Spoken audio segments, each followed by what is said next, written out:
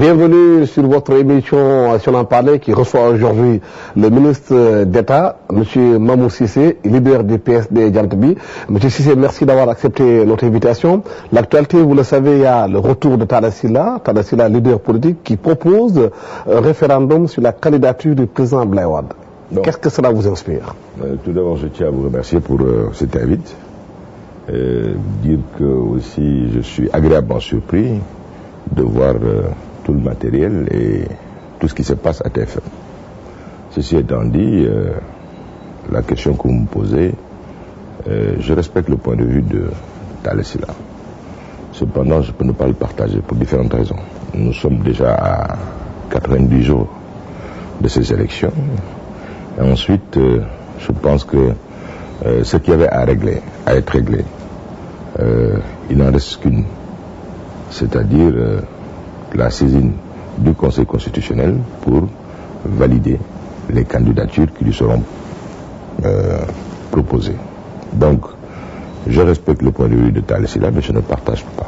Oui, mais Talla Sylla estime que, comme beaucoup de Sénégalais, puisque la candidature du président Abdoulaye Wade pose polémique, il y a des constitutionnalistes qui disent qu'elle n'est pas valable, d'autres défendent un point de vue contraire. Est-ce qu'il ne faudrait pas demander aux Sénégalais aujourd'hui qu'est-ce qu'ils pensent de la candidature? Comme ça, la question sera tranchée. Mais Alsan, c'est encore une fois ce que je dis. Cela suppose donc différer les élections. Le président de la République a convoqué déjà le corps électoral. Les gens sont prêts à aller. Et toutes les mesures et toutes les dispositions ont été prises pour permettre aux Sénégalais d'aller voter en février. Donc, à 90 jours de ces élections-là, demander à ce qu'il y ait un référendum. D'abord, nous n'avons pas cet argent-là. Ensuite, à supposer même que cela soit, mais je ne vois pas la pertinence aujourd'hui de poser la question. Mais une république fonctionne dans les règles de l'art.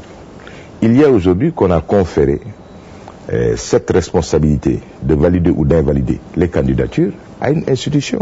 Et donc, c'est à la Constitution du Sénégal.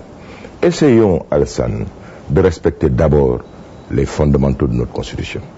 La Constitution confère, pour le cas d'espèce, au Conseil constitutionnel l'appréciation de tout cela. Mais écoutez, attendons que ce Conseil constitutionnel se prononce là-dessus. Un Conseil déjà sous pression, parce que certains partisans du président Abdoulaye Wade pensent que le Conseil doit valider sa candidature, d'autres ont d'autres positions contraires. Le Conseil constitutionnel semble être entre le marteau et l'enclume. Mais heureusement que ces 5 sages, et c'est pas un vain mot de le taxer de 5 sages, de les qualifier de 5 sages, auront toute la sérénité pour apprécier et lire le droit, rien que le droit. Et maintenant, on peut comprendre que les partisans de la majorité puissent dire qu'il n'y a pas d'autre possibilité que de valider la candidature du président de la République, dans la mesure où l'appréciation qu'ils font de ces textes-là dit qu'il n'y a pas de rétroactivité et que notre candidat est dans son bon droit pour se présenter. D'autres, je les comprends, puisqu'ils sont dans l'opposition, c'est de bonne guerre qu'ils puissent invoquer cela. Mais Alsan, j'ai eu à le dire récemment au Parcelles Assainies. Mais je suis un lutteur, je sais pertinemment que Alassane Samba Diop, qu'il vente, qu'il pleuve, qu'il neige, je vous battrai parce que le jour où on sera à l'arène, mais je n'ai pas besoin, en toute bonne foi, de vous déclarer persona non grata ou de dire que vous n'allez pas compétir parce que simplement, ça peut nous déranger. Ils crient partout qu'ils ont une majorité au Sénégal, nom de Dieu. Laissons au Conseil constitutionnel ou allons en compétition. Parce que au moins, ce qui m'est sûr et certain, c'est que ces élections seront transparentes et démocratiques. Ce n'est pas pour rien que les partenaires extérieurs, notamment l'Union européenne, a été impliquée dans tout le processus. Ça va être les élections les plus transparentes et les plus démocratiques que le Sénégal n'ait jamais vécues. Alors faisons confiance au peuple sénégalais et nos guides aussi pour tempérer. Parce que nous sommes aujourd'hui dans un système, un environnement international, où forcément des impacts négatifs ou positifs peuvent influer sur le devenir du pays. Nous sommes un pays sous-développé qui a énormément d'urgences à régler. Les investisseurs directs étrangers risquent de ne pas venir parce que on est avec des jusqu'au boutistes, des gens, des va-t-en-guerre qui risquent aujourd'hui de nous créer plus de problèmes qu'il n'en faut. Rendez-vous compte aujourd'hui que cette crise-là n'est pas spécifique au Sénégal. En France, aujourd'hui, il y a 3 millions de mal lotis, dont 700 000 non logés. Je parle de la France, qui est un de nos partenaires stratégiques. Aujourd'hui, en Espagne, il y a 3 chômeurs sur 10 Espagnols. Les Espagnols empruntent aujourd'hui sur 10 ans à plus de 8,75%. C'est-à-dire les mêmes taux, sinon plus que le Sénégal. Mais le fait d'être dans cette logique de confrontation ne peut que nous desservir. Et, comme le dit quelqu'un, nul ne peut se prévaloir de ses propres turpitudes. Parce que les actes qui sont posés aujourd'hui, mais à supposer que ces gens-là puissent venir au pouvoir, mais qu'ils ne voient qu'ils aient pris énormément d'engagements avec le peuple sénégalais. Mais avec quoi ils vont financer tous ces engagements-là? Si la défiance est de mise, parce que les investisseurs arrêtent de le faire.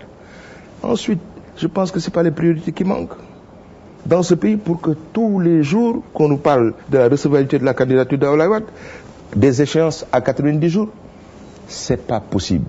Les hommes d'affaires ont besoin d'un environnement sécurisé, serein, pour pouvoir entreprendre, parce que la création de richesse passera forcément par l'entreprise. Oui, mais parce que beaucoup estiment qu'aujourd'hui la stabilité du pays passe par une candidature d'Abdoulaye Wade rejetée ou acceptée, parce que aussi c'est important, la politique, la stabilité d'un pays, ça aide beaucoup à ce que ce pays, du point de vue économique, avance, sauf qu'en Espagne et dans d'autres pays, les gens cherchent quand même des solutions par rapport à la crise. Mais vous disiez tantôt que nous irons vers des élections transparentes, des élections les plus libres qui soient.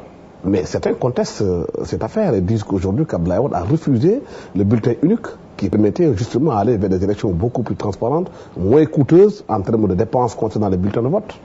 Alassane, si on avait 2 ou 3 candidats, j'aurais accepté, j'allais être le premier à applaudir pour demander les bulletins uniques. J'ai été témoin de beaucoup de choses. J'ai observé les élections en Guinée-Bissau, au Niger. J'ai vu l'impact négatif des bulletins multiples, des bulletins uniques sur les processus démocratiques. Pourquoi?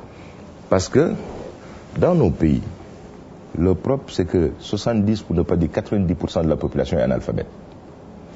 C'est sous forme d'empreinte qu'ils doivent valider le bulletin de leur candidat ou la photo de leur candidat. C'est pas toujours évident si vous avez 12, 17, 18. Mais la photo permet de reconnaître le candidat.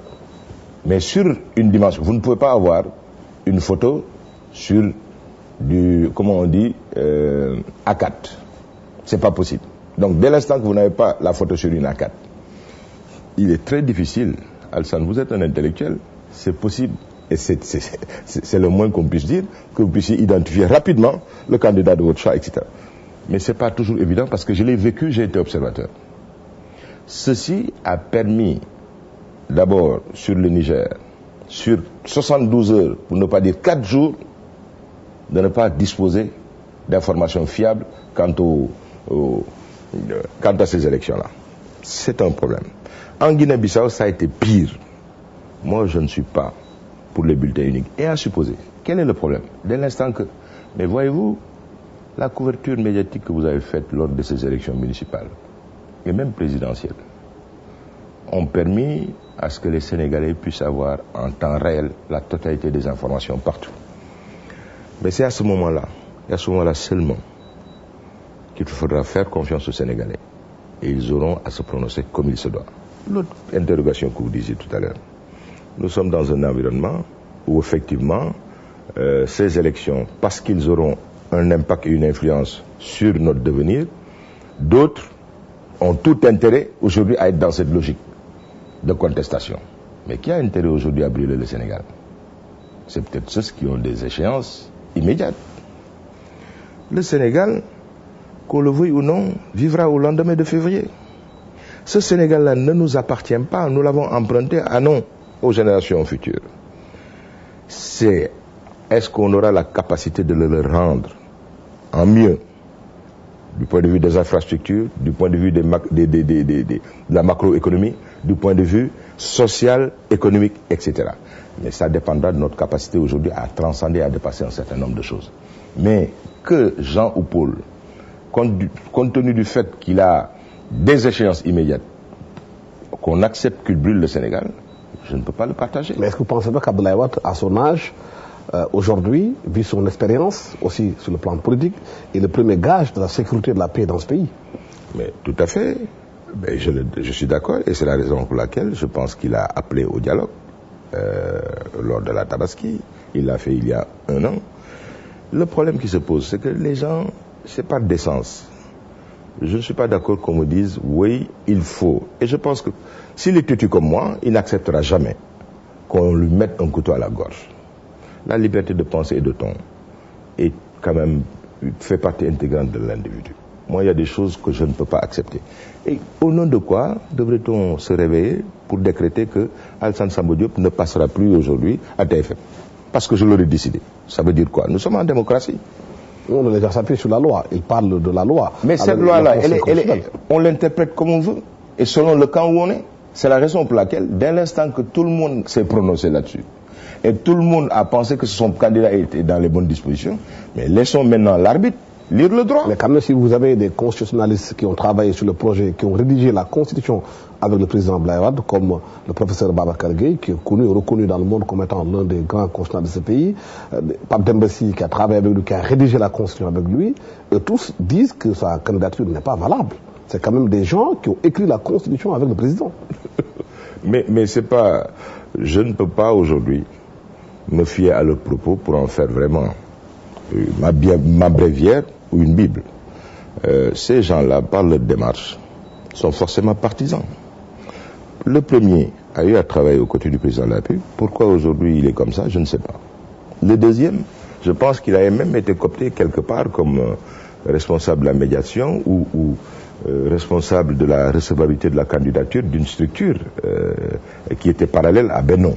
Donc, ces gens-là posent des actes partisans. Mais ça, c'est bien après. Non, les actes qu'ils posent, quel est aujourd'hui le crédit à donner à ces gens-là? Parce que, de l'autre côté, le professeur Mariel Buzanque dit que mais la recevabilité de la candidature de Wade... une éminence grise de la Constitution mondiale qui s'appelle Guy Carson. Aujourd'hui, mais c'est une chose, mais je dis que pourquoi parler de Guy Carcassonne quand on ne peut pas aussi nous référer à Jacques-Mariel Buzanque qui a eu à dire que la recevabilité de la candidature de Wade ne souffre d'aucun doute. Mais ensuite, moi je dis que cela me... Buzanque parle plus de l'incompétence du Conseil constitutionnel. Et un séminaire a été fait, le Conseil a dit qu'il est bien compétent pour faire ce travail-là. Le Conseil constitutionnel aura à se prononcer à tête reposée sur la recevabilité de la candidature de Wade. Mais je dis, aujourd'hui j'aurais compris. Pourquoi, nom de Dieu, demander à ce qu'un acteur soit exclu du jeu parce que simplement on leur a décrété. Là, ceux qui prônent tout cela disent qu'ils ont une majorité au Sénégal.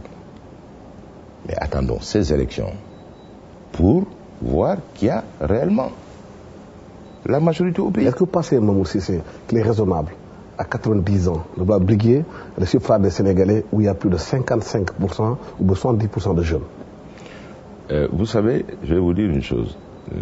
Par décence, ça me gêne de parler d'âge. Mais pour le cas d'espèce... On en parle parce qu'on gère un pays. Mais pour le cas d'espèce, je vois, moi celui que je vois aujourd'hui, en l'occurrence le président Abdoulaye Wade, c'est même peut-être même un peu malaisé de le dire, a un rythme, une capacité aujourd'hui intellectuelle qui me pose problème. Il a une suite dans les idées. Il a des réminiscences qu'un homme de son âge ne peut pas forcément avoir. Le trou de mémoire aussi. Mais comment? Hier ou avant-hier, j'avais une réunion, je l'ai oublié parce que simplement, j'avais pas mon secrétariat pour m'informer de telle ou telle chose. L'erreur est humaine, encore moins. Le problème ici, c'est qu'on gère un pays avec 12 millions d'habitants. C'est pas un secrétariat, c'est un pays qu'on gère. Mais heureusement que c'est pas un individu qui gère un pays.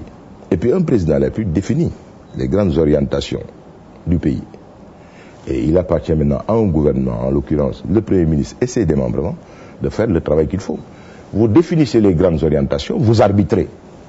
Mais vous n'avez pas. Mais heureusement qu'on n'a pas un président qui est là H24 pour faire tout le boulot des autres. Mais c'est ce qui se passe avec un régime présidentiel comme le Sénégal. Non. Où le président décide de tout. Au contraire. Je vous donne une anecdote. Je vous raconte une anecdote.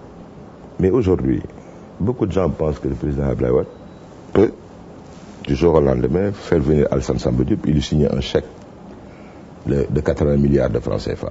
La signature aujourd'hui du Sénégal appartient au ministre de l'économie et des finances, qui a, pour le cas d'espèce, plus puissant que le président de la République. Mais le président distribue de l'argent au palais.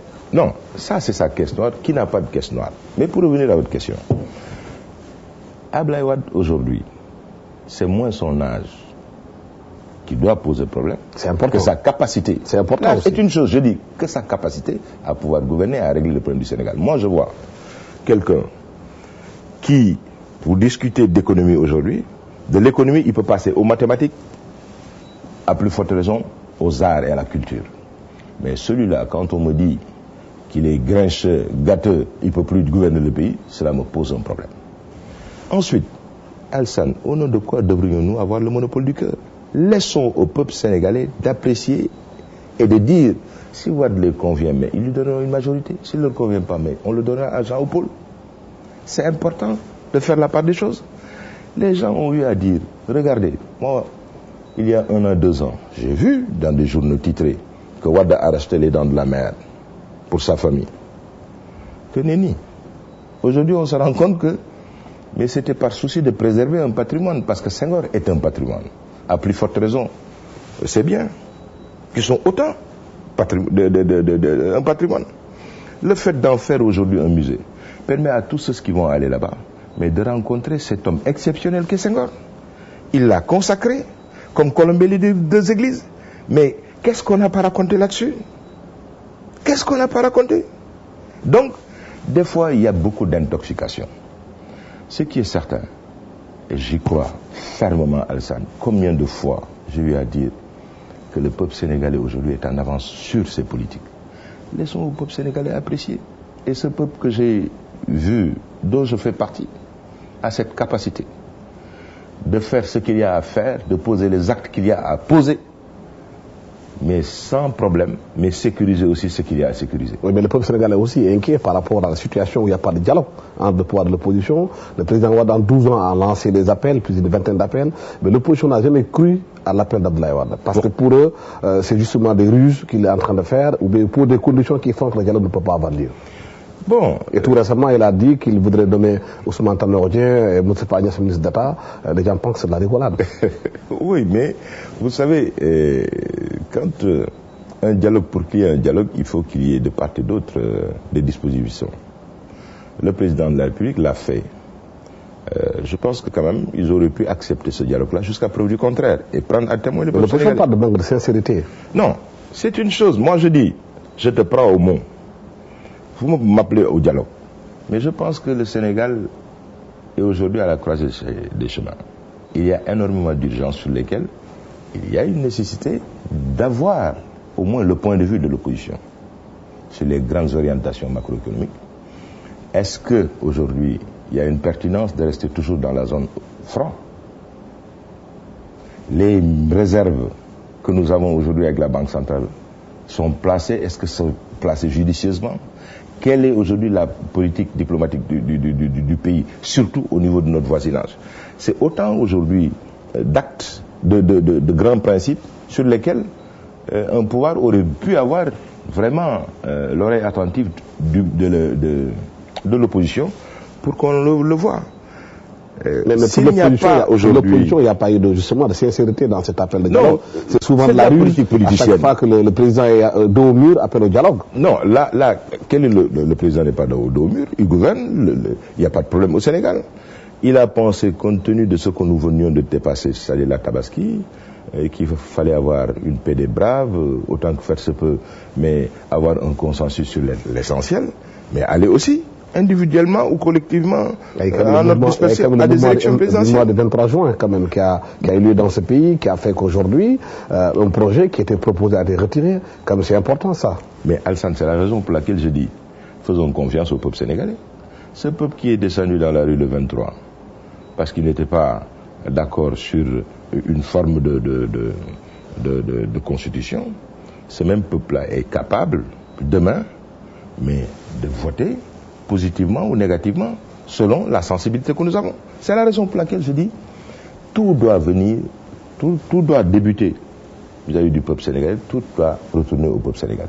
Faisons-lui confiance et laissons effectivement que le 23, qu'il puisse apprécier, voter dans toute la sérénité, parce que le Sénégal a besoin de sérénité.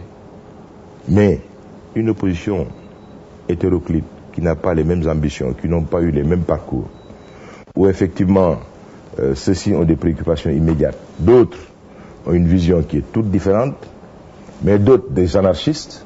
Ce mariage de la carpe du lapin pose problème. Regardez, ils ne peuvent pas aujourd'hui s'entendre sur l'essentiel. Et cet essentiel-là, d'autres l'ont bien compris et ils sont candidats aujourd'hui. Pourquoi vouloir forcément aujourd'hui? Ils ne peuvent pas avoir un candidat. Pourquoi? Mais parce que les échéances sont différentes.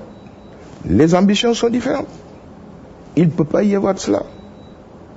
Pensez un seul instant que le Parti socialiste, tellement outillé, tellement structuré, va accepter du jour au lendemain que quelqu'un d'autre puisse porter sa candidature. Mais j'y ai jamais cru. Le problème aujourd'hui de Benno, c'est qu'ils n'ont pas eu le même parcours. Et c'est aujourd'hui un melting pot. Ceux qui sont aujourd'hui les plus irréductibles dans ce groupe-là ne vont pas aux élections. Ou des fois, ils n'ont même pas de siège. Donc, de l'activisme, tout le monde peut en faire. Mais il y a des propos qu'on n'entendra jamais de la bouche de Ousmane Tanor Dieng. Parce qu'il sait ce que c'est que le sens de l'État. Vous pensez que Ousmane Tanor Dieng et Moussa Padien sont incapables de s'entendre? Enfin, attendons de voir. Mais pour l'instant, les actes qui sont posés ne rassurent guère ou ne vont pas vers une convergence d'idées pour avoir un Benno. Concernant le processus électoral, les opposants demandent aujourd'hui que le spray soit utilisé pour aller au vote, que l'encre indélébile est un problème et qu'aujourd'hui le pouvoir n'accepte pas qu'on use le spray pour éviter qu'il y ait des fraudes massives. Mais malgré ces contraintes qui ont été constatées aussi bien à Guinée-Bissau qu'au Niger, les élections sont très bien passées et ils ont utilisé l'encre indélébile. Et ça s'est passé, personne. Mais j'ai été agréablement surpris de voir des élections apaisées, démocratiques en Guinée-Bissau. Un pays qui était meurtri, qui est sorti de la guerre, et qui vit une situation économique extrêmement difficile, où le peuple a une dignité extraordinaire. Ces gens ont voté en rang dans une impeccable dynamique. Mais on peut le faire au Sénégal. Mais arrêtons de nous faire peur. Et puis chaque fois qu'il y a... on soulève énormément de problèmes subjectifs. Aujourd'hui c'est le spray, demain on va nous dire non que c'est... Non. Alsan, je fais confiance à TFM et à RFM. Je sais que vous allez rendre... vous allez restituer les résultats en temps réel, mais dans toute la clarté et la sincérité avec vos collègues. Vous êtes en train d'ailleurs de préparer actuellement un séminaire dans ce sens. Faisons-nous confiance. Est-ce qu'il faudra qu'il y ait un consensus d'abord avant d'aller aux élections? Parce que si on a abouti à l'élection de 2000 avec l'alternance, c'est parce qu'il y a un consensus autour du code électoral de 1992. Est-ce qu'il ne faudrait pas qu'aujourd'hui que la classe politique sénégalaise soit consensuelle par rapport au processus électoral et confiance en lui pour qu'on puisse aller dans les élections non contestées? Mais j'ai entendu Abdou Majid Ndiaye avant-hier et la restitution qui nous a été faite par le ministre des élections hier au Conseil des ministres. Mais on est d'accord sur tout. Qui s'est de surpris quand même que le PDS revienne sur le bulletin unique. Mais ce bulletin unique, moi-même, je ne suis pas d'accord. Donc, au contraire, pourquoi et comment le PDS a pu, cela me pose problème, qui a donné des instructions pour qu'ils acceptent cela? Mais au vécu, moi, en tout cas, ce que j'ai vécu, moi, en tant qu'observateur, chef adjoint de mission, me refroidit par rapport à ces bulletins uniques. Maintenant, on est d'accord sur l'essentiel. Il n'y a qu'un point d'échoppement, c'est sur ce bulletin unique. Mais, nom de Dieu, on a avancé. Mais dans les grandes démocraties, c'est l'administration qui s'en occupe et il n'y a pas de problème. Pourquoi chez nous, on doit avoir une démocratie au rabais, c'est tout le temps des problèmes? Non, le Sénégal a une tradition de vote. C'est un pays digne. Faisons confiance au peuple sénégalais qui a une capacité extraordinaire à rebondir chaque fois qu'on ne l'y attend pas. Parce que dans ces grandes démocraties, comme vous le dites, il n'y a pas de velléité de fraude. Les gens ne parlent pas. Le scrutin de 2007, aujourd'hui, un certain Bakar Ndiaye, qui était informaticien, était dans le camp du pouvoir, a dit que c'était une escroquerie électorale. Mais on vous parle d'élections transparentes. Vous pensez que George Bush avait gagné à Al Gore? Il s'est passé des choses extraordinaires aux États-Unis. Ces gens-là sont mal placés aujourd'hui pour me donner des leçons de démocratie. Vous savez, ils ont pris actuellement des dispositions qui auront forcément des conséquences sur le vote à venir. On risque d'empêcher presque 3 millions de Noirs américains de pouvoir voter correctement. Parce que simplement, le dimanche, On va interdire maintenant de voter le dimanche. Ensuite, ces blacks seront obligés d'aller chercher des certificats de nationalité qui vont coûter plus de $60. Comment faire à ce moment-là? Ces gens-là vont nous donner des leçons de démocratie. Mais ce qui s'est passé en Libye, avec les forces de l'OTAN, qui n'avaient pas la même mission que ce qu'ils ont fini de faire en Libye, ces gens-là sont très mal placés aujourd'hui pour me donner des leçons de démocratie. Moi, je fais confiance au peuple sénégalais, qui a une capacité extraordinaire à pouvoir réagir en heure et en temps réel.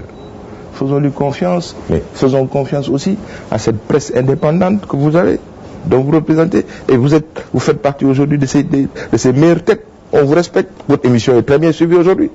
C'est à la hauteur de la crédibilité de votre émission. Mais ça n'empêche pas que faisons confiance aux gens. La rencontre de difficultés dans son travail, parce qu'il y a eu des velléités d'interdire les radios et les télévisions de faire le travail qui a été fait en 2000, en 2007. Le ministre de la Communication a même voulu, en cet événement, fermer les radios.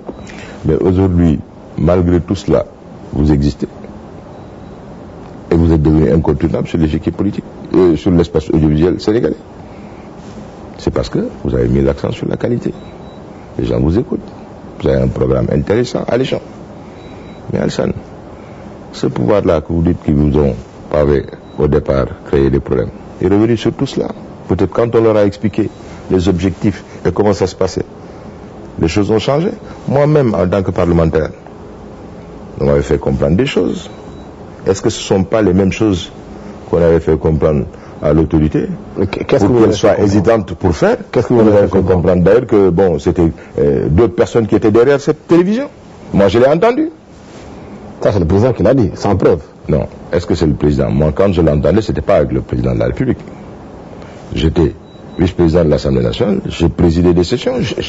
Il y a eu c'est pour dire, l'intox est partout. Et si on avait intoxiqué le président de la République? Mais on peut poser, l'erreur est humaine. Mais à supposer de bonne foi que le président de la République s'est trompé, à supposer.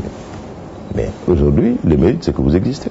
À ce niveau de responsabilité, il doit quand même avoir toutes les informations qu'il faut. Mais des erreurs, mais c'est une chose. Mais écoutez, Abdoulaye Wade n'est pas Dieu le Père. Il travaille sur la base des bulletins de renseignement, de ces sources-là. Si les sources sont pipées, quel est le problème? Mais ça arrive même au niveau de grandes démocraties. Regardez ce qui s'est passé avant-hier avec Standard & Poor's sur la France. On lui a retiré ces 3 ans. Mais parce qu'il y a eu quelque part de l'intox qui s'est passé. Les marchés ont frémi sur moins de 48, même pas 4 heures de temps. Mais ça aurait pu avoir des conséquences catastrophiques en France. Donc, vous êtes du métier et je ne vous apprends rien. Si on revient un peu sur votre coalition FAL 2012, il y a Djiboka qui a été nommé nouveau directeur général, nouveau délégué général de FAL 2012. Vous gérez la communication, la mobilisation avec Samir Abourisque. Comment comptez-vous travailler justement dans ce sens-là pour mobiliser les gens, surtout sur le plan de la communication, où il y a différents pôles de communication au niveau de l'État? Il faudra rationaliser tout cela. Et c'est la raison pour laquelle, moi, j'ai pas assisté à la dernière réunion, parce que je pense qu'il y a eu des problèmes pour convoquer les gens. Et donc, je n'avais pas eu le feedback. Demain, en principe, il y a une autre réunion qui est prévue. Mais l'idéal, pour moi, c'est effectivement de tendre une oreille attentive à ce qui est en train d'être fait par mon grand frère Sall, Maître Sall, pour essayer de rationaliser tout cela. Il ne faut pas qu'il y ait des cacophonies, que chacun tire de son côté, c'est pas pertinent. Parce que nous tous, nous travaillons pour la réélection du candidat Wade. L'idéal serait qu'on puisse harmoniser, rationaliser tout cela. Et je pense que dans les jours à venir, cela se fera. Est-ce que vous pensez que pour être réélu s'il est déclaré candidat au Sénégal, compte tenu de la situation économique des Sénégalais, des marchands ambulants qui sont dans la rue, qui sont en train de manifester, qui ont même attaqué le palais de la justice hier, et ensuite des Sénégalais qui sont dans une crise financière énorme, où on n'arrive plus à manger 3 fois par jour, où les coupures d'électricité continuent, même s'il y a un léger mieux? Mais Alassane, vous me déployez un tableau que je ne vis pas réellement. Vous pouvez ne pas le vivre, vous, en tant que ministre d'État, en tant que pourquoi je l'ai dit? Les Sénégalais qui sont dans là, laissez-moi vous répondre. à Guédiawaye, à Pékin. Mais laissez-moi vous le dire. Aujourd'hui, tout le monde constate. Moi, je fais partie des gens qui ont eu à critiquer au départ la manne financière qui était octroyée au plan TACAL. Parce que j'ai dit que TACAL risquait d'éteindre des secteurs sociaux de base. L'assainissement, la santé et autres. Mais aujourd'hui, tout le monde constate une amélioration notoire sur le réseau. Il y en a même qui oublient qu'on est passé par cette phase triste qui a plombé une croissance économique du Sénégal. Maintenant, qu'il y ait des difficultés, je l'ai dit tantôt, c'est pas propre au pays, au Sénégal. Pour la bonne et simple raison que c'est une crise mondiale. Les donnes changent, l'environnement change. L'Europe connaît aujourd'hui une extrême pauvreté du fait aujourd'hui du ralentissement de l'activité économique. Des pays qu'on disait européens, capitalistes, aisés, nantis, peinent aujourd'hui à avoir des taux de croissance de 1 à 2%. Mais la différence dans ces pays, il y a une réponse qui est apportée à cette crise. Mais aujourd'hui, il y a des réponses. On cherche des solutions. Mais au Sénégal, Sénégal, on est en train d'apporter des réponses. Quelles sont ces réponses? Mais je vous dis une chose. Aujourd'hui, malgré ces difficultés, on continue à payer les salaires au Sénégal, les pensions sont payées, on subventionne. Les recettes ordinaires du Sénégal ont bondi de presque 500 à 600 milliards du temps avant alternance à presque 1300 ou 1800 milliards de francs CFA. C'est un effort interne qui est fait. Mais que les Sénégalais n'ont pas ressenti dans leur poche et dans leur vie quotidienne. Mais écoutez, l'emploi aujourd'hui, les entreprises, on devait avoir des entreprises citoyennes et patriotiques. Ces entreprises ont eu à bénéficier d'énormes incitations fiscales, mais sans contrepartie. Je vais vous donner 2 exemples. L'imposition sur la fiscalité, sur le résultat, est passée de 33 à 25%. Mais qui en a essentiellement profité? C'est les grandes entreprises qui sont dans des marchés captifs. La cimenterie, les télécommunications, les structures de BTP. Mais ces gens-là, de fait, ont des monopoles. Donc, qu'on le défiscalise, qu'on ne le défiscalise pas, ils gagnent de l'argent. Quelle est la pertinence de leur donner 25% alors qu'ils doivent payer 33%? Il y en a une des entreprises qui a fait un résultat net avant impôt de 288 milliards. Et en le faisant, vous le saviez? Est-ce que c'est pas une... Attendez, non. L'avoir fait? En Moi, sachant que vous le faisiez, aujourd'hui, les gens vont pas en je parler. fais partie de ceux qui ont eu à l'Assemblée nationale à en parler avec les ministres, qui est aujourd'hui dans les bonnes dispositions pour revenir à tout cela. Mais mieux encore, le président de la République a demandé à ce qu'on interdise les exonérations. Il y a une entreprise qui est dans la cimenterie, qui va faire son retour d'investissement en moins de 3 ans d'existence, sans que l'État n'y touche un copain. Qui avait négocié ces contrats-là? Mais ce n'était pas les gens de l'alternance, c'était l'ancien régime. Aujourd'hui, cette entreprise a des actionnaires qui sont rentrés dans le fonds il y a 1 an et demi. L'État du Sénégal, jusqu'au moment où je vous parle, Alassane Samba Diop, ne touche pas 1 centime de cette entreprise. Vous pensez que c'est sérieux? Le président de la République a donné des instructions pour qu'on revienne sur la totalité de ces filouteries. Quelque part, excusez-moi du terme. C'est-à-dire, voilà des efforts extraordinaires qui ont été consentis pour simplement permettre à ces entreprises d'avoir des cash flows pour réinvestir et créer des emplois. Ils ne l'ont jamais fait. Est-ce que ce n'est pas votre travail, justement, d'obliger... On est en train de revenir sur tout cela. Ces incitations qui n'ont aucun impact sur l'emploi des jeunes, mais qui coûtent aussi au trésor public, alors que l'État a à faire face à des investissements. Nous allons revenir sur tout cela, et ça a été décidé. Le président de la République a donné des instructions, le ministre de l'Économie et des Finances est en train de travailler là-dessus. C'est des résultats probants qui vont sortir très prochainement. Ensuite, Alassane, il y a un problème. Le ministre de la formation professionnelle, sous l'autorité du Premier ministre et des instructions du président de la République, mais a un programme, il m'a agréablement surpris, Sakho. Mais il a un programme ambitieux, extraordinaire. Parce qu'au Sénégal, nous confondons 2 choses. Le chômeur du demandeur d'emploi. Et chômeur, celui qui a une qualification mais qui ne parvient pas à trouver un emploi. Mais aujourd'hui, on a plus de demandeurs d'emploi, c'est-à-dire non qualifiés, que de gens qui sont qualifiés. C'est le système scolaire qui nous a mis dans un carcan. L'ambition, c'était d'avoir un bac, comme Alassane Samba Diop, aller faire du journalisme, etc. Tout le monde ne peut pas être journaliste. Les gens ont eu 12 ans pour le faire, 12 ans pour rectifier le système. Non, il faut aujourd'hui mettre l'accent sur la formation professionnelle. Il faut des emplois qualifiants. Et ensuite, mais le patronat doit être aussi un patronat citoyen qui s'implique concrètement sur cette réception. Mais nous constatons aujourd'hui, d'abord parce que c'est une politique libérale, je suis désolé, il faut qu'ils reviennent là-dessus, c'est des choses dont je ne suis pas d'accord. Il faut aujourd'hui contraindre ces entreprises-là à éviter les contrats à durée déterminée. Mais on me dira que oui, parce que nous avons signé des relations avec... Le problème, Mamoussissé, c'est pas de constater les choses qui sont là. C'est quelle est l'action qui a été faite pour changer ces choses. On est en train de le changer. Je vous ai dit tout de suite que le ministre Sakho a un programme à court, moyen et long terme. Actuellement, il est en train de former des gens à des emplois qualifiants. Et il se trouve qu'il y a 3000 jeunes qui vont être embauchés dans les secteurs de l'électricité, de la quincaillerie, de la plomberie, mais des choses immédiates dont je vous parle. C'est un programme qui est bouclé. J'ai eu à critiquer, moi, les structures d'appui à la promotion des jeunes, parce que pour moi, c'était un échec. On leur a donné énormément d'argent, mais les objectifs qui ont été atteints me posent problème. Je suis resté sur ma faim. Je suis resté sur ma faim. Mais il y a eu un conseil interministériel, le président a demandé au Premier ministre de prendre des dispositions idoines. Il y a un conseil de surveillance et on est en train de revenir sur tout cela.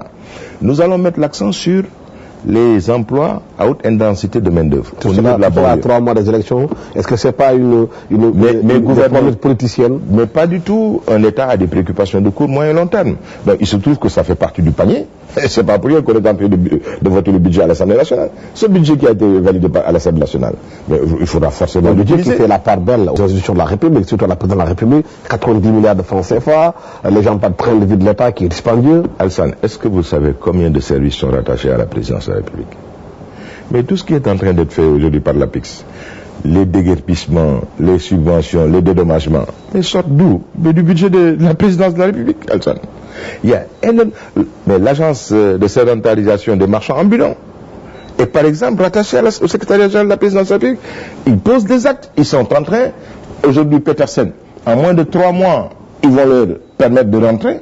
Il y en a d'autres qui seront réinstallés la semaine prochaine. Mais vous le savez, Mamoussé, c'est en ce moment le budget qui est actuel à la présidence. Il y a des Sénégalais aujourd'hui qui n'arrivent pas à se soigner devant les hôpitaux, qui n'ont pas les moyens de se soigner parce qu'ils n'ont pas d'argent pour se faire soigner. Aujourd'hui, quand vous êtes malade au Sénégal, vous risquez votre vie parce que l'État du Sénégal n'assiste pas les Sénégalais dans ces secteurs de base. Mais en Italie récemment, des Sénégalais sont morts parce que simplement par manque d'assistance. Aujourd'hui en Grèce, les Grecs ne peuvent plus se soigner chez eux. Et je ne souhaite pas que ce qui se passe en Grèce se passe au Sénégal. Parce qu'aujourd'hui, cette solidarité... Pas des Sénégalais, pas des Grecs et des Italiens. Non, je vous dis, on a aujourd'hui au Sénégal quelque chose d'extraordinaire, c'est le Malano Soutouré, cette solidarité qui fait que... J'ai été le premier à dire que le plan Sésame était une chose extraordinaire parce qu'il permettait aux gens de plus de 60 ans de se soigner. Mais personne n'est philanthrope. Il y a eu des actes qui ont été posés qui ont aujourd'hui des conséquences néfastes. Je vous donne un exemple. Le problème de l'hôpital général de Graïf. Il y a 3 fois plus d'administratifs que de techniciens à l'hôpital général de Graïf. Mais c'est inadmissible. C'est un échec. L'essentiel de l'argent qui doit être utilisé aujourd'hui à avoir un plateau technique est utilisé pour payer des salaires. Qui a posé ces actes-là? L'hôpital général de Graïf date depuis combien d'années? Mais quand un directeur général pose des actes de gestion qui ont des conséquences sur les populations, mais en quoi la responsabilité du gouvernement c'est quand même le gouvernement a 12 ans pour rectifier les choses. Mais il y a quelque part où on a rectifié les choses, Alsan. Le Parti socialiste a été battu en 2000 pour qu'on change les choses. On ne peut pas continuer toujours à rejeter tout sur la responsabilité de ceux qui étaient là. Non, j'ai pas rejeté tout. Qu'est-ce que c'est là qui sont là en train de faire? Il y a aujourd'hui une culture et des réalités qui sont là. C'est la raison pour laquelle le président de la commission de santé à l'Assemblée, vous l'avez entendu, a dit qu'il penchait pour la privatisation de l'hôpital général de Graïf. Je ne partage pas ce point de vue. Je pense qu'il y a une possibilité de réarticuler ce qui se passe à Graïf.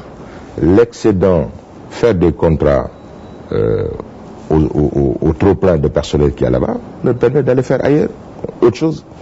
Mais relever le plateau technique de l'hôpital général de Graïf pour en faire aujourd'hui un CHU ouest-africain qui va se spécialiser sur les opérations de prostate qui sont devenues une réalité, sur une chirurgie et une médecine fine qui va permettre d'avoir énormément d'argent pour soutenir les autres hôpitaux qui vont continuer à être des hôpitaux qui vont recevoir tout le monde. L'hôpital qui est en train d'être fait aujourd'hui à Pékin, qui va certes être inauguré très prochainement, va nous permettre de désengorger énormément de choses.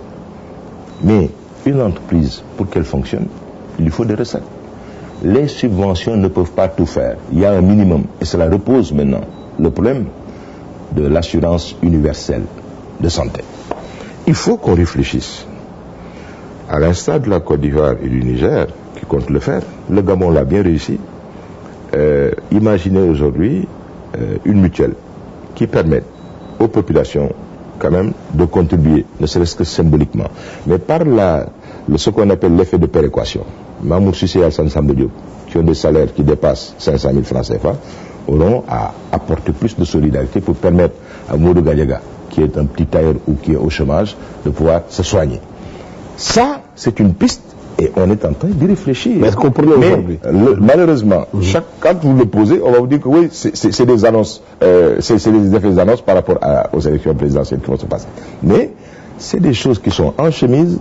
Les gens, on a envoyé des missions qui sont en train de décliner ce programme-là. Ils sont allés voir un peu partout ce qui se passe. Mais entre-temps, dans l'urgence, qu'est-ce qu'il faut faire? À défaut d'avoir une gestion bénéficiaire pour les hôpitaux, c'est pas leur vocation, d'avoir au moins une gestion efficiente. C'est-à-dire dans l'urgence aujourd'hui, Mamour Cissé, qu'est-ce qu'il faut faire quand des hôpitaux comme celui de Ourossogui, de Ndioub, de Matam n'ont même pas de morgue, où les gens n'ont pas où se soigner, les populations arrivent, elles ne peuvent pas être prises en charge, il n'y a pas d'alcool, il n'y a rien du tout. Il y a l'urgence qui est là, les populations meurent devant les hôpitaux. Mais dès l'instant que tout est prioritaire, il y a quelque part où cette réalité n'est pas la même. Aujourd'hui à Ranérou, tout le monde constate qu'on se soigne. Et même les opérations chirurgicales qui sont passées récemment, depuis une semaine, mais c'est presque sans bourse déliée. Ceux de Ranérou, moi qui connais où c'est Ranérou, mais c'est pas à la porte à côté. S'ils ont la possibilité aujourd'hui d'avoir un plateau technique, mais grand bien nous fasse. Mais le problème de Ndioum se réglera en conjugaison des efforts des immigrés et de l'État du Sénégal. Parce que l'État ne peut pas être partout. Aujourd'hui, on a donné des bourses à tous les étudiants. Hier ou avant-hier, quelqu'un me disait qu'il a demandé au coordonnateur du Trésor, il avait, je pense, à décaisser 16 ou 18 millions de francs CFA. Le gars lui dit, mais non, moi je suis en train de me battre pour sortir 18 milliards pour payer les bourses. 18 milliards pour payer les bourses. Ils sont en train de gérer cela. L'autre avait des problèmes de 18 millions de francs CFA. C'est dire que tout est prioritaire. Mais si le Sénégal, moi je me demande comment on fait pour nous en sortir. Parce que c'est pas évident. Et des grands pays peinent aujourd'hui à être crédibles parce que simplement ils ne peuvent pas tout faire. En France aujourd'hui, le système de santé est décrié tous les jours. Les gens ont énormément de problèmes. Le déficit aujourd'hui de la caisse de sécurité sociale en France est une réalité extraordinaire. C'est ça qui fait qu'ils risquent même de perdre leur toisa. Parce que simplement, l'État ne peut plus tout faire. Ils s'en rendent compte. C'est une conjoncture. On voit le grand défenseur du régime d'Abdoulaye Wade. Il y a quelques années, on vous voyait, Mamour Cissé, très critique vis-à-vis d'Abdoulaye Wade. Est-ce que le fait que vous ayez été nommé ministre d'État a changé dans votre façon de traiter aujourd'hui le régime d'Abdoulaye Wade? Mais non, Alassane. J'ai eu à vous dire tout à l'heure qu'il y a des choses que je ne partageais pas. La privatisation de cet hôpital ne m'agrée pas. Il y a une nécessité aujourd'hui de prendre en charge correctement le problème de la jeunesse. La jeunesse sénégalaise, comme toutes les jeunesses du monde, ont des préoccupations de richesse. C'est pas bien qu'on parle d'indignez-vous. Cette indignation ne touche les États-Unis, première puissance économique du monde, touche l'Espagne, touche tous les pays européens. Donc, nous vivons aujourd'hui une crise mondiale qui fait que on ne peut pas ne pas ressentir ces effets-là. Surtout les pays sous-développés. Est-ce que votre nomination en tant que d'État n'a pas altéré votre capacité d'indignation? Non, c'est pas possible. C'est-à-dire, je peux avoir aujourd'hui un devoir de réserve, une solidarité gouvernementale. Ce que j'ai à dire, je le conseillerai et je le dirai au président de la République. On échangera. Dès l'instant qu'il y a accord sur cela, je suis obligé d'avoir cette solidarité parce que, comme vous le dites, je fais partie aujourd'hui d'une solidarité gouvernementale. Ce qui va changer, c'est que mes états d'âme ne seront plus extériorisés dans la rue. Je les exposerai là où il faut pour avoir une oreille attentive. C'est peut-être parce que je n'aurai pas cette oreille attentive que j'aurai à revendiquer en tant qu'allié ce devoir d'avoir ma propre responsabilité. Mais aujourd'hui, je vois tout ce que je vous dis. J'ai été le premier à le dire. Quand je dis au niveau des appels entrants, on a permis à des structures de gagner énormément d'argent. Aujourd'hui, l'État doit faire face, comme vous le dites, aux hôpitaux de Ndioum, qu'il faut mettre correctement dans les conditions, faire des pavages, faire ceci ou faire cela. Elle a besoin de ressources. mais qu'il faut aller le chercher là où il se trouve. Est-ce que les Sénégalais vont reconnaître Mamou Cissé en disant oui, Mamou Cissé hier qui était très critique, aujourd'hui il est avec Abdoulaye Wade, il a complètement changé. Est-ce que dans l'opinion les gens ne disent pas c'est l'attrait du pouvoir qui fait que les gens changent de position? Alassane, moi, alhamdoulilah, je dis, je n'ai jamais fait dans la langue de bois. Je suis têtu, c'est la raison pour laquelle j'ai toujours eu à dire que si quelqu'un partage les mêmes principes que moi, il ne peut pas avoir tout le temps le couteau à la gorge. Moi, je suis du côté de la vérité et du côté du peuple. Ça ne m'empêche pas, quand je vois des choses qui sont réalisées, de le dire. J'ai toujours critiqué parce qu'il fallait critiquer sur certains choses. Mais beaucoup de gens disent que Mamou Cissé, c'est plus un leader médiatique que leader politique du point de vue de son parti. Le PSD Dialdobi, les gens se demandent combien de divisions. Non, mais le PSD Dialdobi allait seul aux élections. Nous avons aujourd'hui, c'est pas pour rien que je disais tout à l'heure que aujourd'hui les agitateurs de l'autre camp, il y en a beaucoup qui n'ont même pas de siège. Mais aujourd'hui le PSD Dialdobi est presque partout et nous avons des conseillers.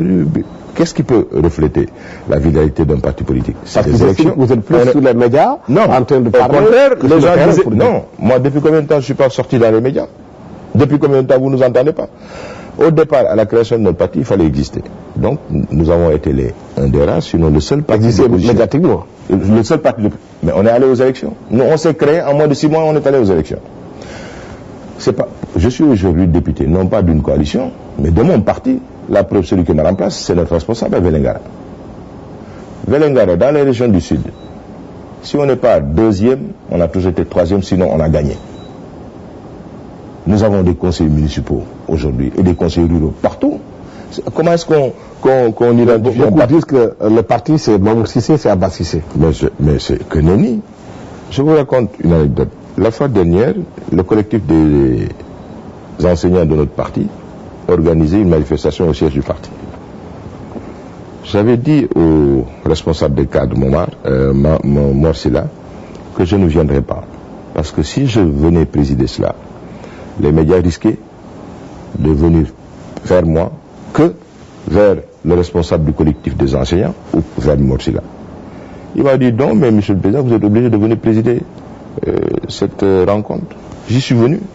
Mais tous les journalistes qui étaient là-bas n'étaient pas intéressés par Matassar, qui est le président du collectif des enseignants, mais par Mamour Cissé. Je lui ai dit, mais moi j'étais venu, c'était un prétexte pour venir présider cela, mais c'est Matar qui est le responsable. Parce que il y a personne journal qui en a parlé. Parce que beaucoup pensent que vous êtes un bon client pour la presse, vous êtes tout le temps dans les médias. Donc, c'est vous aussi qui devez changer. Nous avons aujourd'hui des organes qui fonctionnent. Babacar Nian, qui est le président des jeunes de notre parti, mais il ne peut pas aller dans les radios ou venir voir Alassane Samba Diop. Il est là. Si les gens ont besoin de lui, il est là. Il gère, il fait ses rencontres. Tout le monde le connaît à l'intérieur du pays parce qu'il pose des actes. Le collectif des cadres de notre parti est dirigé par Morsila, qui gère l'amicale des ingénieurs des eaux, des cadres des eaux, de l'ONAS, de la SDE et de la SONES. C'est un commissaire. Quand les gens, il est partout, il est là de façon présente. Mais quand il y a un bureau politique, les gens préfèrent tendre leur micro au leader. C'est des choses qui sont là. Revenons un peu à la candidature de Mme Laïwar. C'est avec elle qu'on avait démarré cette émission. Maître Diouf a fait une sortie fracassante en demandant que l'armée prenne le pouvoir si Abdoulaye Wade pousse sa candidature. Il y a une tollée d'indignation par rapport à sa sortie. Mais certains disent que Maître Diouf ne fait sûr que n'est pas d'Abdoulaye Wade. Que lui-même, en tant l'opposition, il faut des déclarations aussi tonitruantes que cela. Elson, moi j'ai envie quand même que aussi votre discours change. Parce que ce qui n'est pas normal est inadmissible. Ce qui n'est pas admissible, il faut que ce soit inadmissible, aussi bien pour mes adversaires que pour mes amis. El Hadji Diouf est un bon ami. Ses propos m'ont indigné comme bon homme de Sénégalais. Et je pense même qu'au moment où l'on parle, il est en train de regretter cela. Mais rendez-vous compte là où il a dit cela. C'est dans l'hémicycle, un terme de la démocratie. Il y a d'autres pays africains ou d'Amérique latine que pareil propos allaient impliquer et entraîner des choses extraordinaires. Mais depuis 48 ans, je ne pense pas qu'El Hadji Diouf ait été inquiété. Parce que le Sénégal est un pays démocratique. Pensez un seul instant ou sous-estimer la capacité intellectuelle de nos cadres militaires, c'est extraordinaire. Évitons de nous faire peur inutilement. Le Sénégal a besoin de sérénité et une bonne division du travail. L'armée n'a pas vocation à prendre un pouvoir, mais à servir un pouvoir civil. Mais vous pensez qu'en France, vous pouvez entendre des socialistes, parce qu'ils sont contre Sarkozy, demander à ce qu'il y ait l'intervention de l'armée? Je ne suis pas d'accord. C'est pas parce que nous sommes en démocratie qu'il faille accepter tout cela. C'est la même chose. Et le même jugement que j'ai donné Malik Noël Mbaye, je sais pas. Mais il a eu des propos outranciers, des choses inadmissibles. Et même, certainement, comme je connais Ousmane Tanor Dieng, sa décence, sa mesure, son sens de l'État, c'est peut-être par solidarité qu'il peut être aujourd'hui avec Malik Noël Mbaye, mais dans son intime conviction, il n'est pas d'accord par ses propos et ses actes. Non!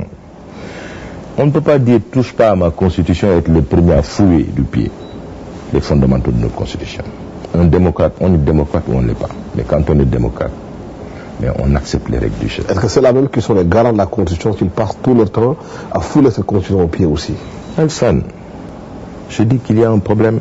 Si on me dit que j'ai changé par rapport à cela, je dis tant mieux. Parce que Alsan, moi même quand vous me disiez que j'ai toujours cru, moi, au principe essentiel de la démocratie. La constitution est sacrée. Un pays doit être stable pour qu'il connaisse ce que c'est. Elle a été changée 15 fois. C'est une chose. En 10 ans. C'est une chose. Moi, je réponds à deux choses.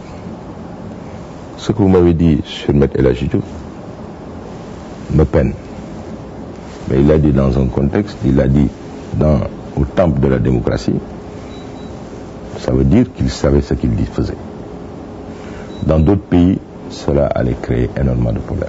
Et ceux qui violent la Constitution. L'affaire de Malik Noël Seck, je vous l'ai dit tout à l'heure. Et ceux qui violent la Constitution. C'est-à-dire les garants de la Constitution eux-mêmes, qui changent la Constitution pendant 15 fois, en 10 ans. Mais ça aussi, c'est pas une violation de la loi fondamentale. Écoutez, quand les dispositions constitutionnelles le permettent, vous avez une majorité qualifiée. On peut être d'accord ou ne pas d'accord. Moi, il y a eu beaucoup de choses qui sont passées à l'Assemblée nationale que je n'avais pas voté. Et peut-être que je ne suis pas prêt à voter aujourd'hui aussi. Donc quand vous me dites que j'ai changé. Voilà, merci d'avoir été avec nous dans cette émission et sur en parler. Nous recevions Mamour Cissé, qui est ministre d'État auprès du président de la République Abdoulaye Wade, leader du PSD Djantbi. Merci de nous avoir suivis. Bonne fin de soirée. Au revoir.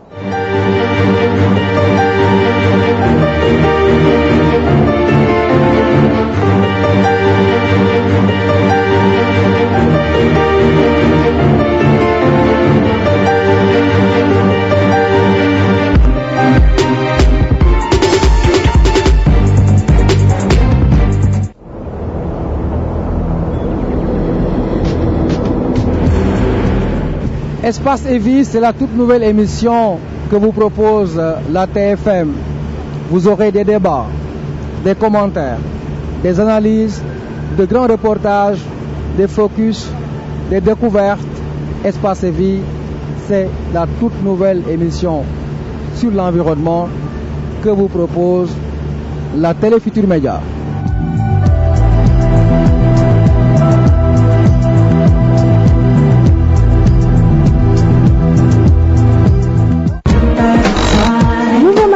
Qui vous parle de vos artistes.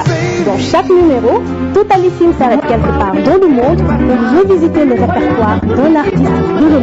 Biographie, discographie, clip, parcours de l'artiste, rien ne sera laissé au hasard.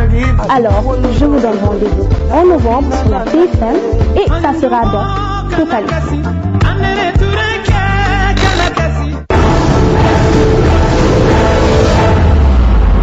Bonsoir à tous, bienvenue sur la TFM dans votre émission hebdomadaire Parlons Foot. Ravi de vous retrouver pour ce nouveau rendez-vous. Le tout, c'est du foot, c'est dans Parlons Foot. Alors ce soir, nous retrouvons notre invité, Monsieur Mbou, bonsoir. Ferdinand, bonsoir. On est là pour parler foot. Doukounte Cissé, je vous remercie. Voilà, donc merci de votre fidélité. Merci encore une fois. Merci de regarder Parlons Foot.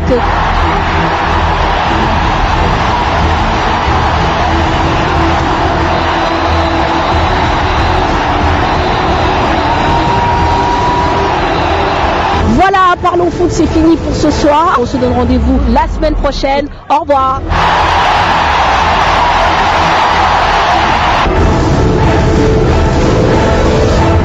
Assalamu alaikum, chers téléspectateurs.